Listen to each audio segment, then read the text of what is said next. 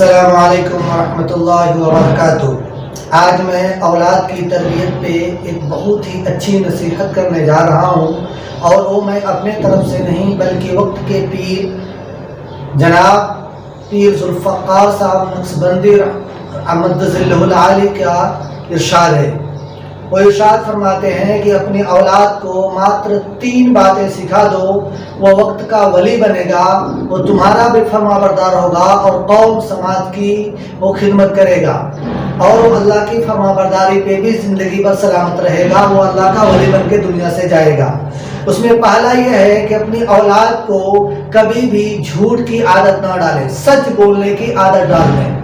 اپنی اولاد کے اندر ہر حال میں سچ بولنے کی عادت ڈالیں۔ دوسری بات یہ ارشاد فرمائی کہ اپنی اولاد کو ہمیشہ نماز کی تاکید کرتے رہیں اور نماز کا پابند بنا دیں، ہر حال میں اسے نماز پڑھنے کا عادی بنا دیں۔ آپ خود بھی نمازی ہوں اور آپ کی اولاد نمازی ہو جائے، اس کی فکر ہر آن آپ کو کرنی ہے۔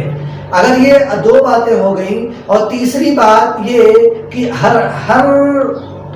شخص کی خدمت کرنے کا جذبہ اپنے بچے کے اندر پیدا کر دیں۔ جب آپ اپنے بچوں کے اندر ہر ایک کی خدمت کا جذبہ پیدا کر دیں گے تو یقیناً وہ آپ کی بھی خدمت کرے گا، وہ آپ کا بھی بڑھاپے کا سہارا بنے گا، اور آپ کا بھی دیکھ بھال کرے گا، آپ کی بھی وہ